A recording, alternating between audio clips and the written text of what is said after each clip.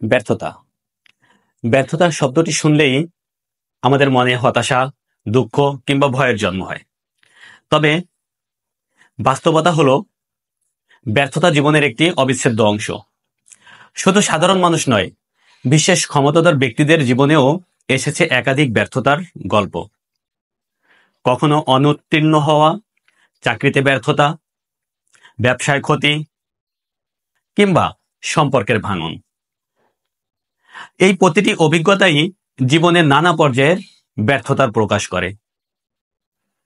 আজকে আমরা জানব কিভাবে ব্যর্থতাকে কাজে লাগিয়ে আপনি আপনার জীবনে সফলতা অর্জন করতে পারেন।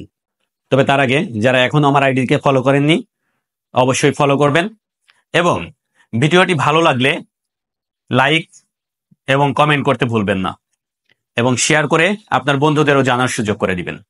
মনোবিজ্ঞানীরা বলেছেন, ব্যর্থতা মানেই শেষ নয়, বরং এটি হতে পারে নতুন কোনো শুরুর দ্বার।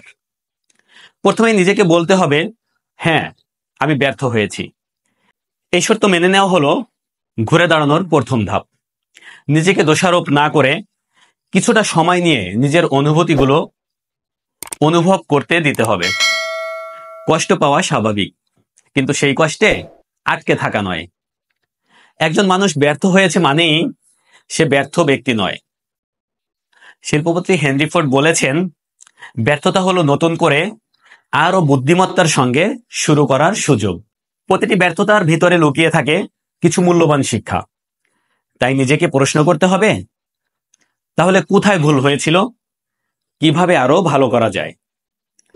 এই অভিজ্ঞতা থেকেই জন্ম নেয় ভবিষ্যতের সাফল্যের বীজ।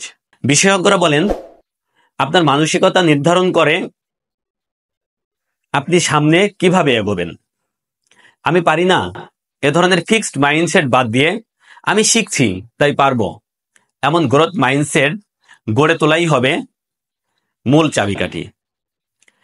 নিজেকে বলুন, আমি ব্যর্থ হইনি, আমি চেষ্টা করেছি এবং আমি এখনো শিখছি। ব্যর্থতা আত্মবিশ্বাস কমিয়ে দিতে পারে, তবে তা পুনরুদ্ধারও সম্ভব। অতীতে ছোট ছোট সাফল্য মনে করুন, ছোট লক্ষ্য নির্ধারণ করুন এবং একে একে তা অর্জনের মাধ্যমে নিজেকে প্রেরণা দিন। ইতিবাচক মনোভাব সম্পন্ন মানুষের সঙ্গে সময় কাটান এবং অন্যের সঙ্গে নিজেকে তুলনা করা থেকে বিরত থাকুন। তবে শুধু বিশ্লেষণ করলেই হবে না, সেই ব্যর্থতা থেকে শিক্ষা নিয়ে আরো যাত্রা শুরু করতে হবে। নিজেকে জিজ্ঞাসা করুন, এখন আমার কি করণীয়, কি দক্ষতা বা অভিজ্ঞতা দরকার, কিভাবে ধীরে ধীরে লক্ষ্যের দিকে এগোনো যায়। ছোট ছোট ধাপে শুরু করুন, ধৈর্য ধরুন এবং প্রতিদিন একটু করে এগিয়ে যান। জীবনের পথ সবসময় সমান হবে না, আবারও ব্যর্থতা আসতে পারে। তবে যারা জীবনে সহনশীল তারাই একদিন পৌঁছে যান সাফল্যের শিখরে। ধৈর্য, অধ্যবসায় এবং আত্মবিশ্বাস, এই তিনটি গুণ আপনাকে পুনরায় দাঁড় করাবে।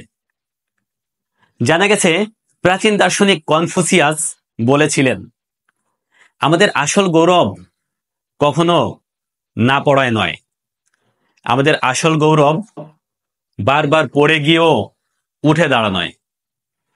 তাই মনে রাখুন, আপনার যাত্রা এখনো শেষ হয়নি। ব্যর্থতা থেকে ঘুরে দাঁড়িয়ে একদিন আপনার গল্পই হতে পারে অন্যের প্রেরণা। ব্যর্থতা মানে জীবনের অপমান নয়, এটি জীবনের একটি শিক্ষা বা শিক্ষামূলক অধ্যায়। আমরা সকলেই জানি, সাফল্যের পথ কখনো সরল হয় না। এর মাঝে আসে ঝড়, ধুলো আর কাঁটা। তবে যারা সাহস করে আবার উঠে দাঁড়ায়, তারাই একদিন গন্তব্যে পৌঁছে যায়। তাই সাহস রাখুন, আপনি পারবেন।